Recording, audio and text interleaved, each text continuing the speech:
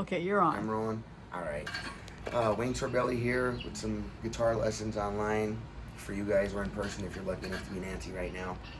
And I have to say this, I'm sorry, but please like the video and subscribe to the channel once the video is out to support what I do for all my students and online invisible people that I don't even know, just to help you through the musical journey. I like wearing a pinky on my slide, although you can do however you want. You must leave at least one finger behind the slide, right? So it has to be at least on your second finger. This does not fit.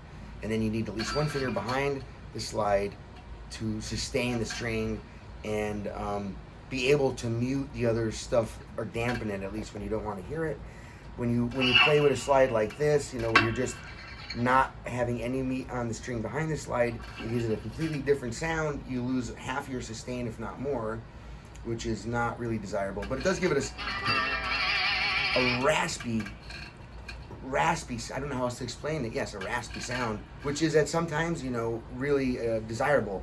But you want to be able to have control of when you want to do that or not. So a raspy sound is a no fingers behind the slide, and then to get rid of the raspy sound.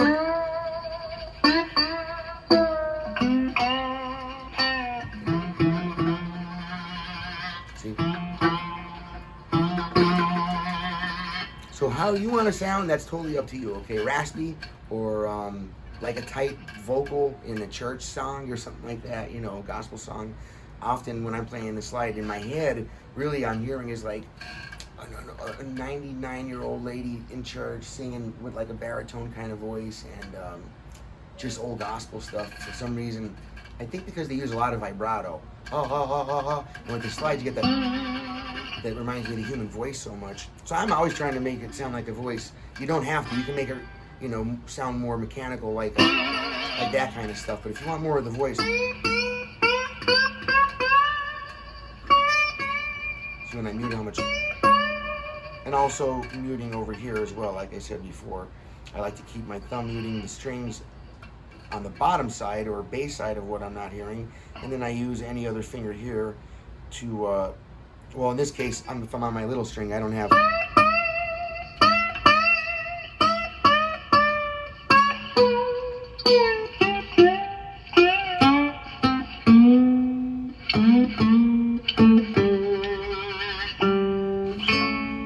Yeah, I forgot where standard tuning.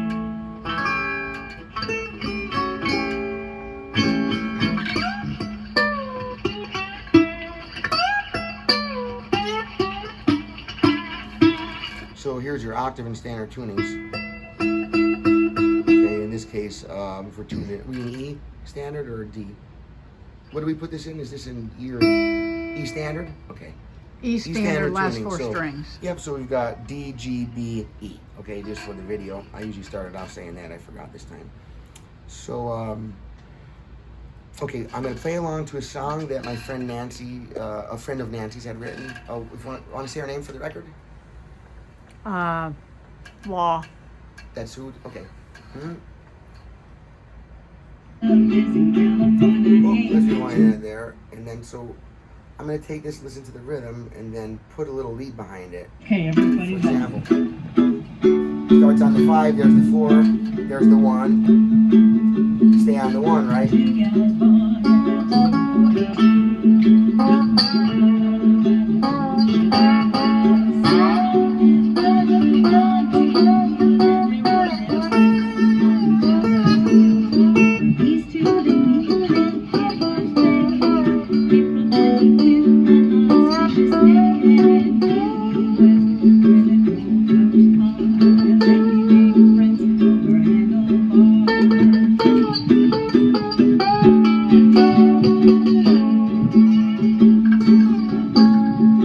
Couple nice riffs.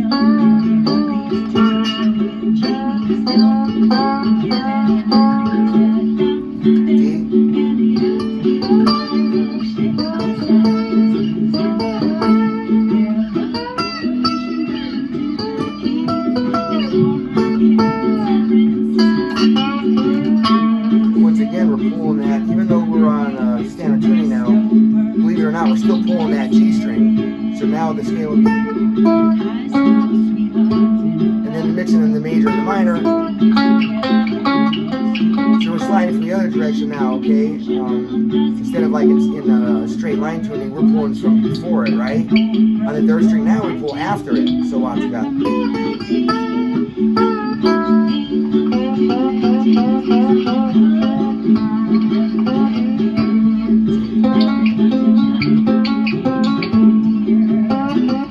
There's the E. So what I'm doing to follow the chords, here's my A, right? See, I'm going. Here's my D.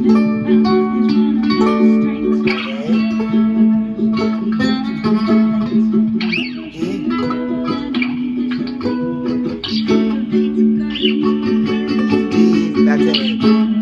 So in my mind, I'm looking at these shapes just to give you something to go off of here, right? And I'm also using this shape, right? The A7. And then when it goes to the D, I'm using my D7 here. You'll hear it change.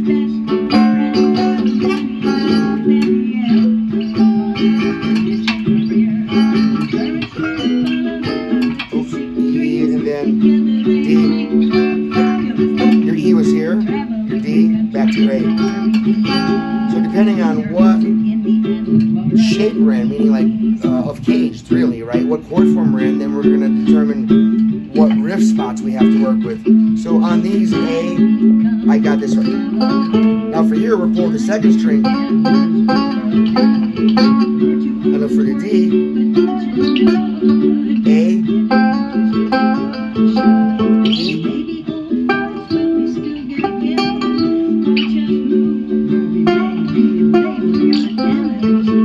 here's my root now, okay, there's my A. So, you see my logic on that? When I'm on the A, here's the E, D, A. And then for the A, here's my minor for this string, okay? Let me pause that a second, just so I can explain it without the music in the background. So now, what I'm saying is, so far I've identified two chord shape forms. This is an A chord, but it's in the E chord form. The chord shapes I think of are off the guitar, and that would come from my E chord form, like this, okay, and down here on the guitar, regular E on an open, open E chord on the guitar would be like this, right? Yes, this, and then string there, and then a low E, because we don't have the other two strings of our basically guitar right now, right? So that chord shape translates to this, because we don't have the other two strings of this. So when you see that shape, that's actually an E chord form. So even though we're on an A, it's an A and an E chord form, okay? And there's my root note here and here, A, A. So to go to the, so now in this chord shape, while I'm on A, now by the way, if you notice on the slide there, watch, you see the white tip on my finger there? I kind of line it up somewhere around 3/4 of the way up the slide, and then I curl my finger in there, and that helps hold it on. Even while I'm chording, it doesn't fall off because my pinky's trying to assist my third finger, so it's always kind of bent in there. So that white spot on my fingertip, because I quite well know the area of where my fingertip is in my hand, I kind of aim within my mind for that spot right there on the slide when I'm single noting it, and then I'm kind of getting the feeling in my mind that I'm using my pinky, gives me a sense of accuracy.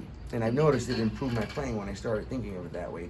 Before that, I just put the slide on and I was thinking of this whole surface. I wasn't pinpointing anything. So just a little bit of extra, if you kind of can pinpoint your finger with the sensation, although, you're separated with the slide, but it's kind of putting that part of your finger above where you're sliding.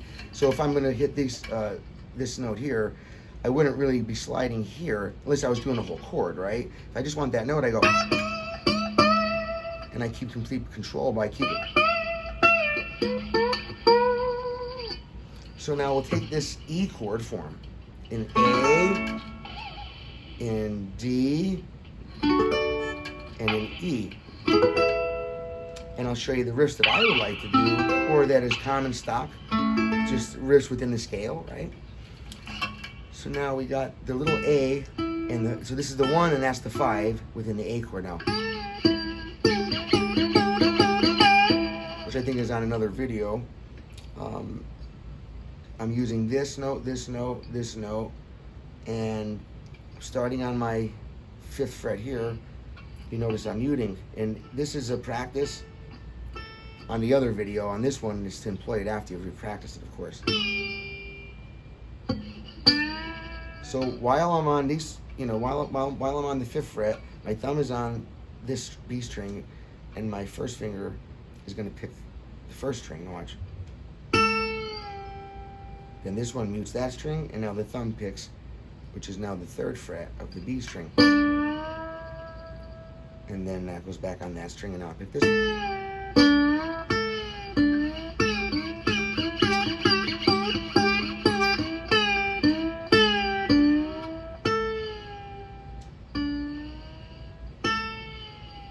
And so this is how I play the slide guitar, is I would take a chord shape, and I quite well know where the degrees of the scale, you know, the chord is. There's my 1, there's my 5, there's my flatted 3rd, there's my 3rd, there's my 1 again. So looking at the perspective, you know, from that perspective, I'm landing on my scale tones, or I mean my chord tones, or that means the notes in the chord, right?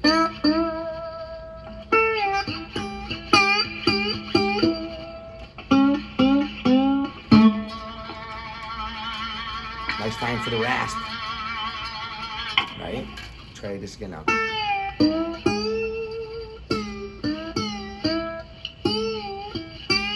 And for this one, I start here and just slide up to it first.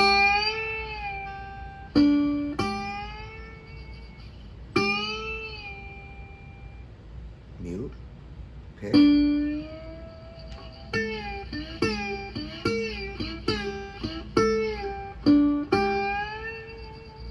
Any way you can make it up to sound good. And then I go to the 3rd string, that's where I'm gonna, I call pulling, you know, towards me, right?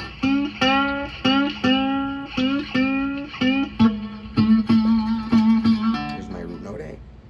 Now when I go to the D, I simply follow that same idea.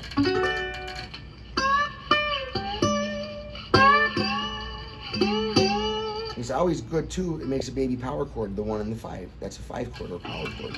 Keep your thumb over here like I do, if you want to. And then, because we wouldn't want these notes ringing out if I'm playing these 2 notes, because these 2 aren't in the scale. They're dissonant. Sound like a garbage can. This. So if my finger's on that, you're not going to hear it, and that leaves me free to just. That's 2 notes at a time. Now back to 1 note. Pull the 3rd. You know, I'm going like a little bit lower every time. That's the joy of the slide. Fretlessness. My God, fretless. It's great because you can deal with microtones then that you didn't have available before unless you were bending, and then you sound like you're bending, not sliding, right? So this is a great watch. My D again. So we got root, 5, minor 3rd, major 3rd, root. Lock it down, you know, just use your ear. I'm not thinking any notes when I did that at all. I mean, I know my target, right? But these walk in betweens, they're just totally generated from just knowing that I can hit those spots. Or how many times have you heard, you know, it's like a Tom and Jerry cartoon thing or something, right? An old black and white movie. So you got, I throw that in.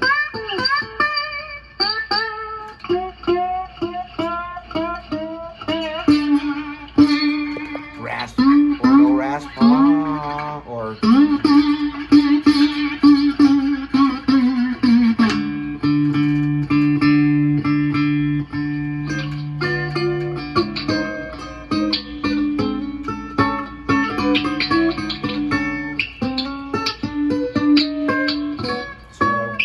Same shape. Now, of course, what I just did on the D, you do again on the E, just a step up.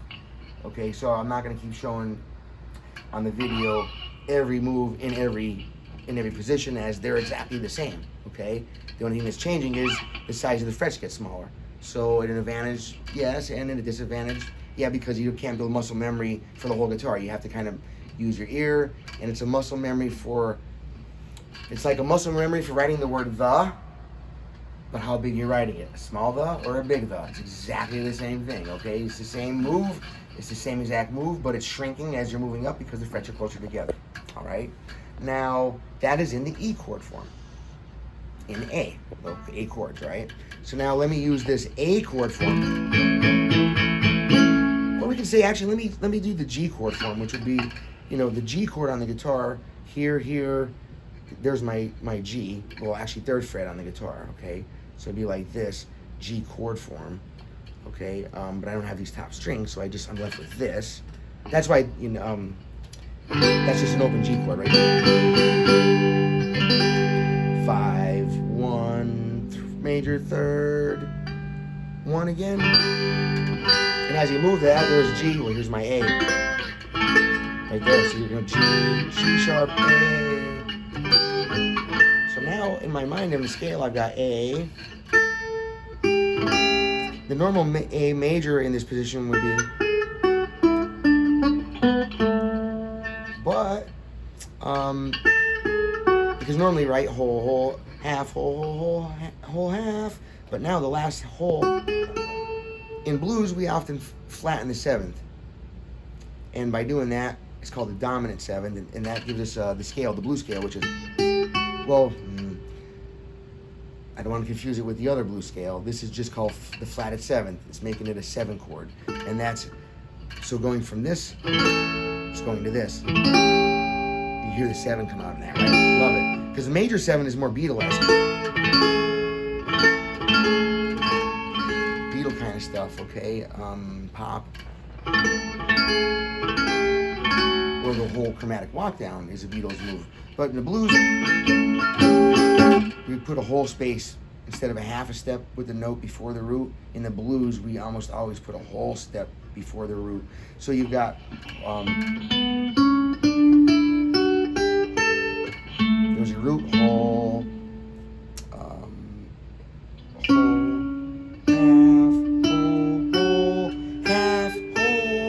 so you drop the 7th by half. We never talked about that before. So on the scale, in your mind, you know.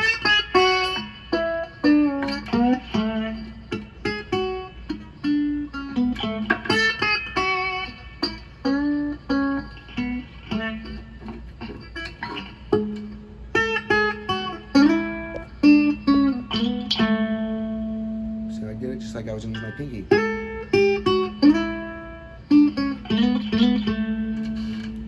Slide on, I'm doing the same thing. I'm still aiming for that part with my pinky. That's what gives me the accuracy. Muting over here. And I got the little scale I'll type out. That's the true major. The 7 is that one, the flatted 7th. Okay, so yeah.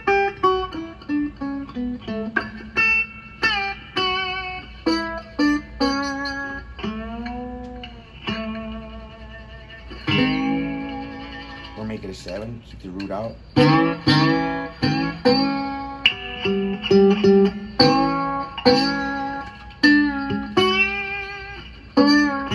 Now,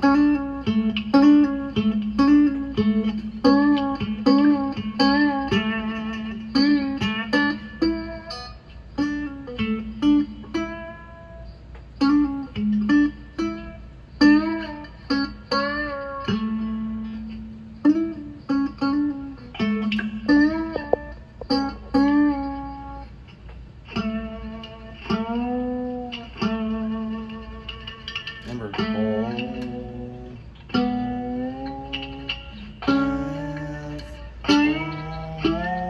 half,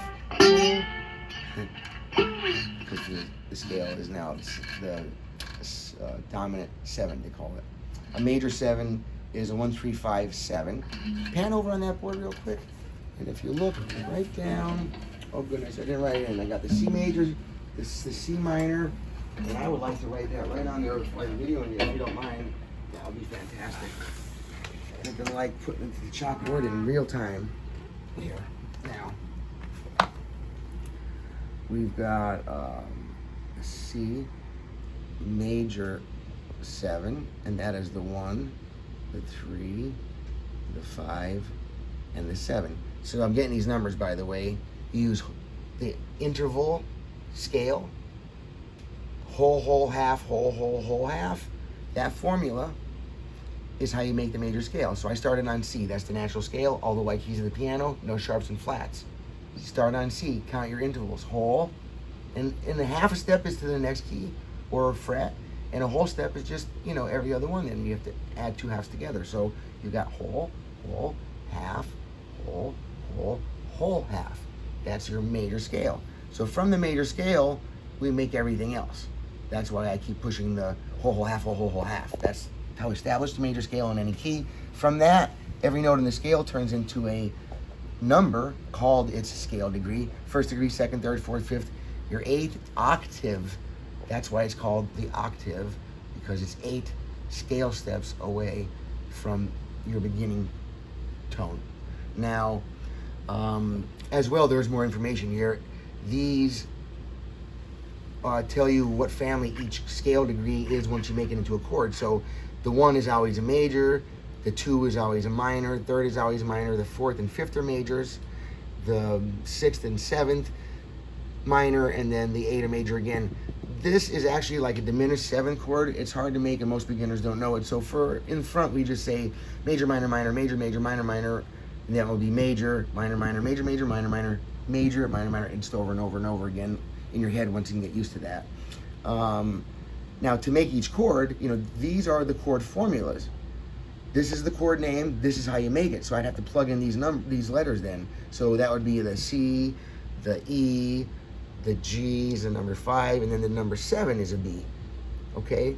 Now the C, what we call 7 or is called the C dominant 7th.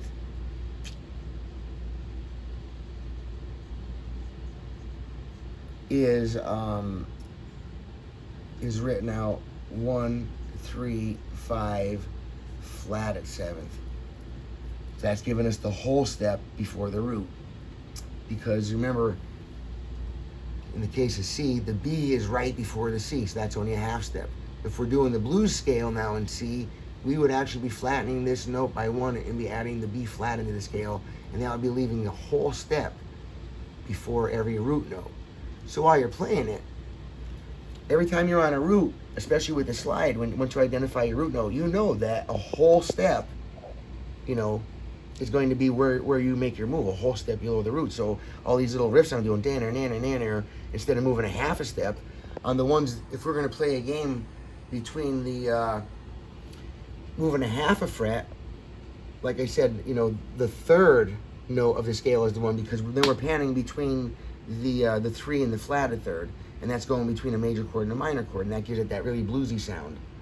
Another place where that works well as well is sliding from the root down to that 7th, because that flat at 7th is very very bluesy.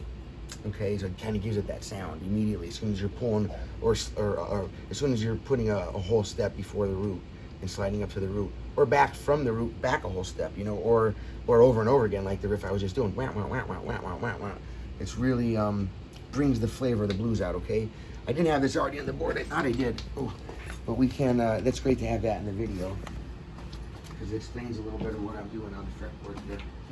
All right, so now take that song and within that pattern, now there's the A, okay?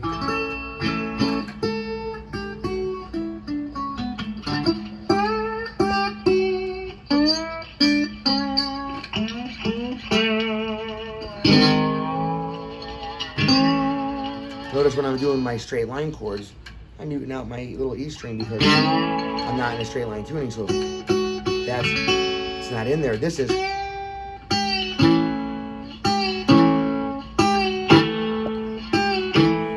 But you don't want that to ring out. That's the genius behind learning to mute with your right hand on every string, like I'm showing here. I learned it from Warren Haynes. He was solo, then he worked as the guitar player for Dickie Betts from the Allman Brothers. Then they reignited the Allman Brothers. So he was one of the first people that I've heard that ever slid as good as Duane Allman did in that style, you know, electric guitar slide. And Duane can slide in open or standard. Warren Haynes stayed in standard and just did all the songs, whether they were in open or standard, in standard. So I liked that approach, to be able to work my brain around the standard tuning of a guitar and just play whatever song anytime I want, and just and then just slide there, rather than if you see a lot of musicians, they'll have a guitar for like, this is, by the way, what I'm doing is not the standard. It's harder to do, takes more time and effort to learn, so it's probably partly why. And then there's a certain level to it. You can't get it unless you practice it a very lot. So there's another, maybe certain people just like, it's not worth it, you know? I can see that. And then you end up like Johnny Winter, or they're great sliders, but they have a guitar for each tuning. Open G, open E, open D, whatever, open A, okay? In my thought, I'd rather keep it in standard and just work the song like a standard tuned guitar, and then, you know, learn to mute out what I don't want to hear in those straight lines. And basically what it boils down to in a straight line, or what we call an open tuning, any note in the straight line is always a chord. That's not the case in standard tuning. But I'd rather know how to mute out what I don't need. Here's a move I go. So let's picture the 7 chord like this, right? That's not a straight line. You can see it offset there. So I take my finger over here and I mute that. I keep my first finger, muting that one out. And then I use my fingers. First of all, whenever you're doing anything over here, you don't want to do it in a straight line because you don't have any room to move. You want to offset your hand so each finger has its own space to work in, okay? So now I have my middle finger on here. That's me going to mute that string out because it's not in a straight line. And now to make these other two in a straight line, I'm picking these two. Now with the slide.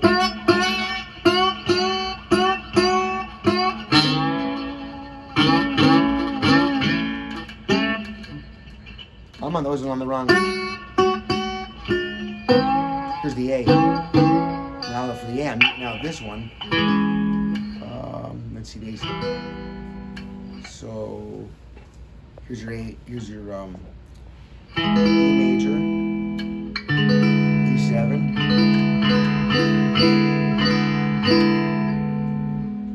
In that chord form, let's take it from the A.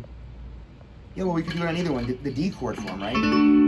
Here's your D, D major 7, flatten the root by 1, D dominant 7, which is like a Beatles move in 10 songs probably.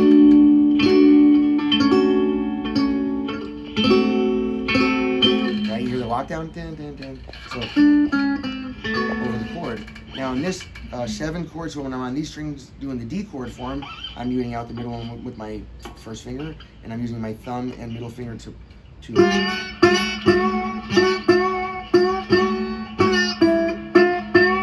up to the D, and my D here. Well, let's see. I'm sorry. That would be the. This is the D7. So I could do my A7 right here. Watch how crafty that can be. So here's my A, right? Now to make it a 7, you know, this note I can't put in the straight line, so I can mute this string out. Same thing. And then use my thumb and third to pull these two. And that screams A7 compared to.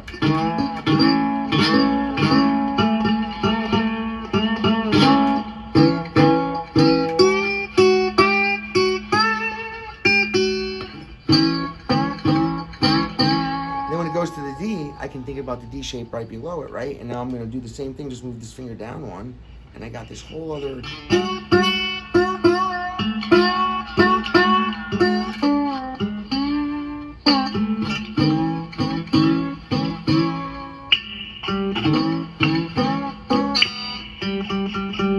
And then the E is up one from the D.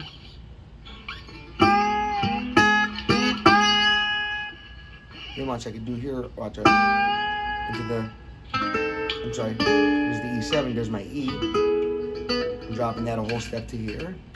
Okay, so it's not in the straight line, so I'm going to mute that string out. And I got.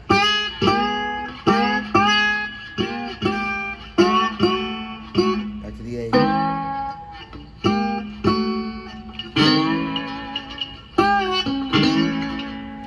And then I could do that same idea when I go to the D from here. Here's A, B, C, D. Alright? Same exact idea now. And now, so we'll just take the,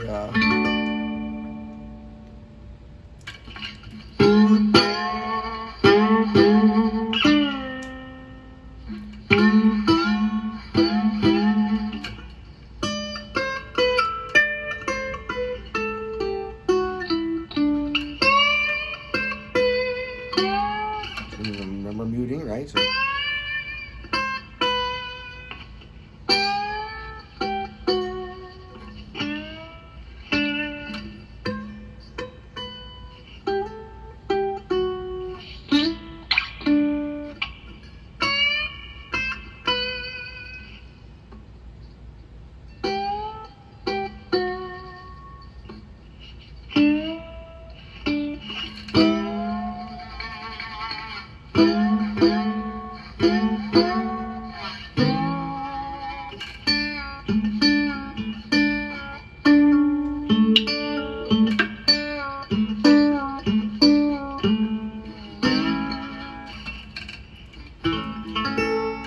So this is the A there, and then we can't forget now it spells caged, so literally they work in that order.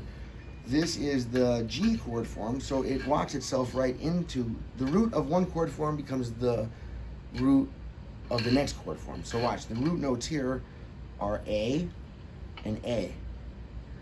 Now, all I gotta do is, let's see, go to D to D, and I'm in the same scenario again there.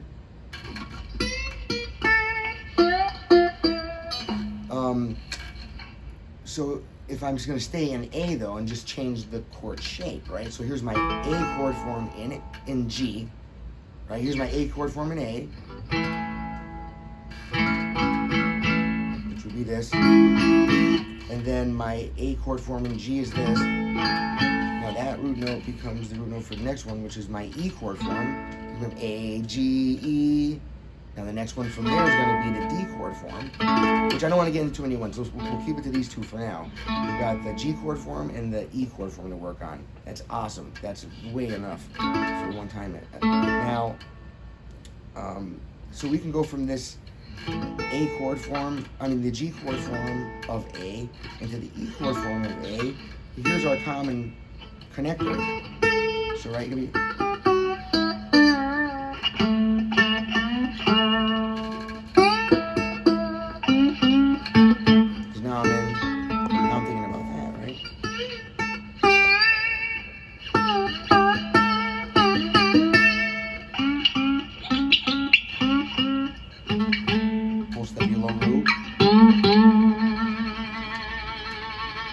take just a couple of those ideas if you want, and I'll play along. You can keep holding it if you want me to. I don't know how to play it. Yeah, you can do it. Okay, everybody's on. There's the E to D.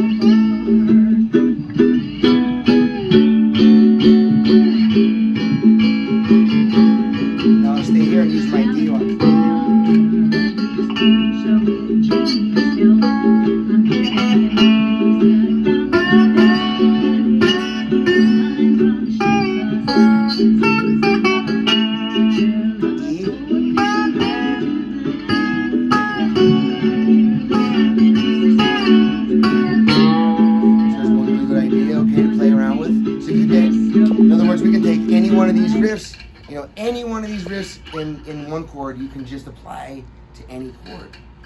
It's your mind, where's your root note?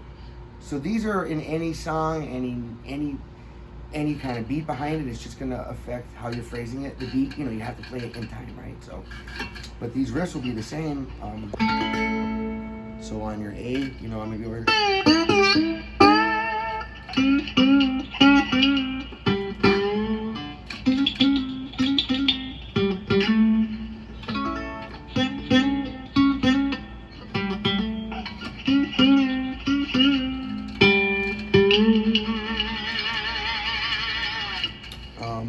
And then the D, you know, is right here. Either could do it here. So I'm playing games with these two notes, right? I'm muting out that one, like I said. And I love this move, but it's kind of a little harder. And then I put these two on it and mute it, and now I pull this back to the D, and I take it down here with this finger now. Then I mute that again, and then I take these two and bring it back up.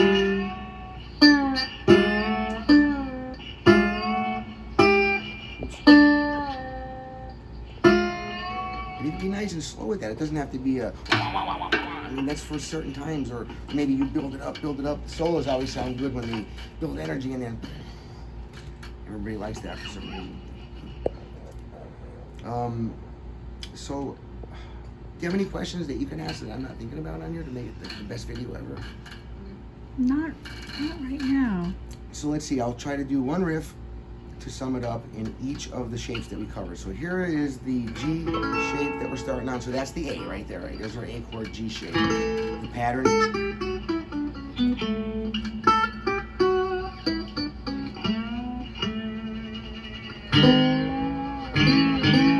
There's my straight line right there for my A chord. If I want to give it that little 7-ish kind of a sound.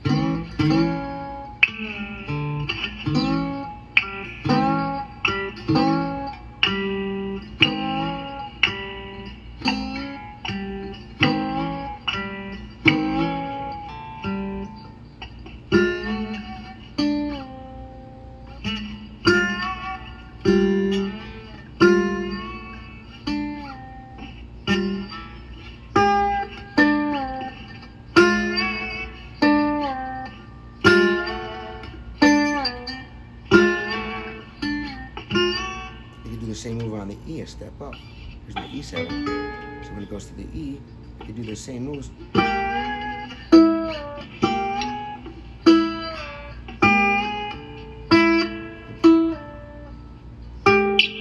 So what's happening, right?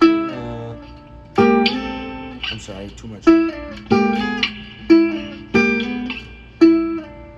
By the way, all these riffs are interchangeable slide or with the hand, which is another reason why I really like standard tuning.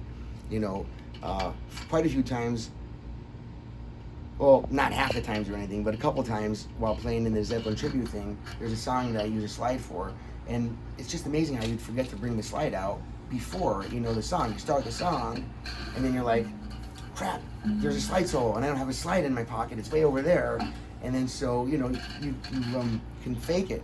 You can fake the slide with your hand. You should be able to. I always take slide riffs, and then I break them down and try to do them with my hand. Or do ones with the hand and then try to figure it out on the slide, just for like crossword puzzle time, right? That's my little challenge to myself. It's good to think about that though. It's what keeps the fretboard updates coming, just like the maps update on the computer. The more you learn about this, right, then your maps update, because it's all mapping really, and patterns. You see that. Not to take away the math from it, but there's a lot of mapping and patterns for sure. So that would be in the D form, you know, that little. I'm sorry, yeah, that's the D chord form, and that's playing the D in the D chord form. Here's the E7 or E in that chord form in this way.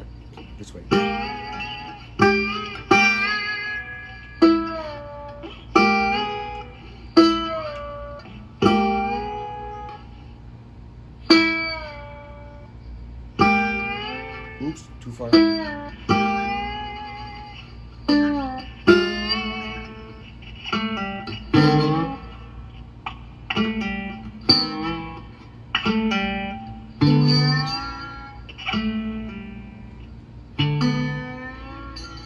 So I'm doing that.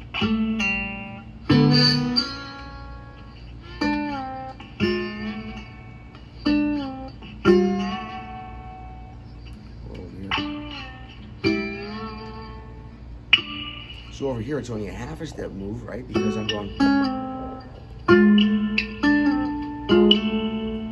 over here, though. The shape is different. In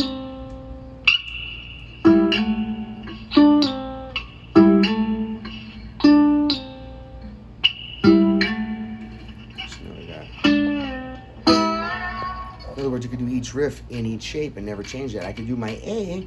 Well, let's do it from this perspective. Here's the D. Here's my E, F. Well, I'm sorry, E, F. Where am I at? D, E, F, G, A. So there's an A, just a higher sounding A. There's still an A, so I can literally do each move, each riff in each chord for, one part of the song, and then do a different riff in another chord form for the different part of the song, like if you had a verse and a chorus, or let's say, right?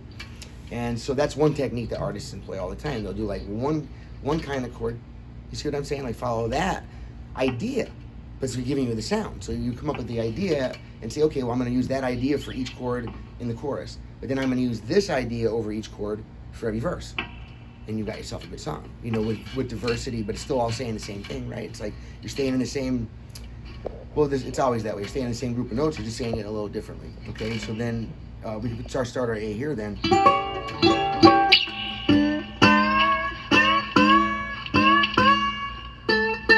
Here's my A note. Not a straight line. So I like this.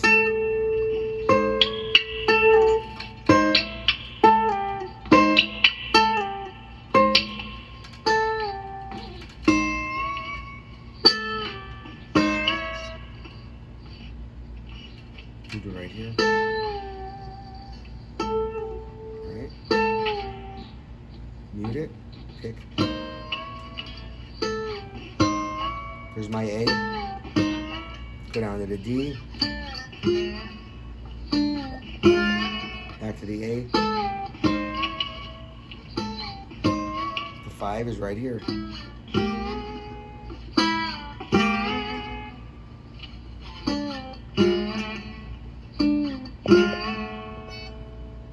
Up here for one.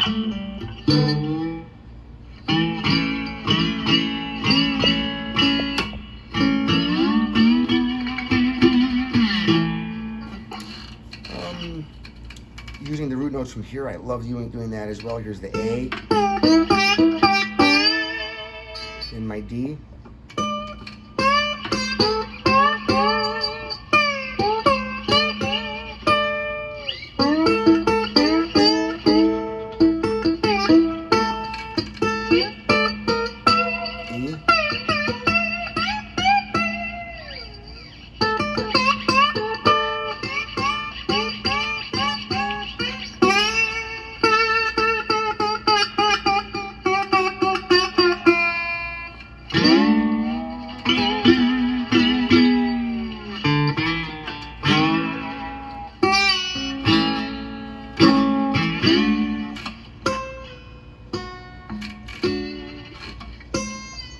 So now, none of these are in that, except for that one note. So my slides there, I have to mute all those strings out.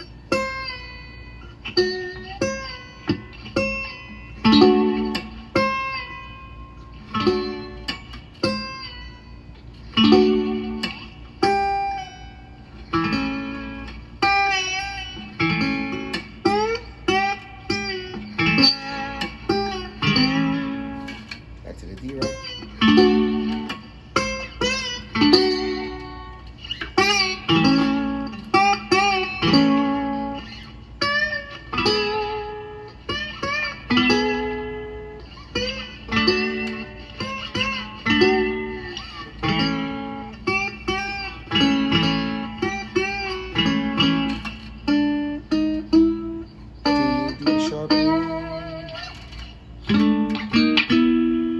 Single notes.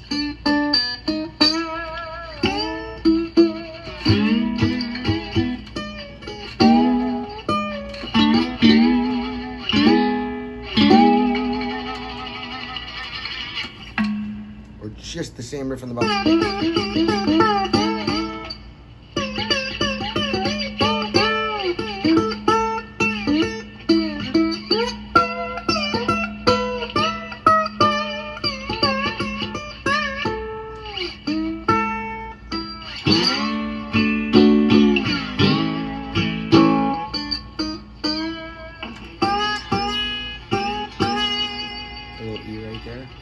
So I've given you 4 or 5 different riffs. Play them in every chord shape that's available. The other ones are too hard. It wouldn't even make any sense. Any questions on it? Or? I know I already said it, but because I'm going to end up posting this because I think it has a lot of good content. Please like the video because then it puts more in your feed like this, so you can get more slide stuff. And then if you subscribe, it supports my channel, which gives me the ambition to keep moving forward. So thank you.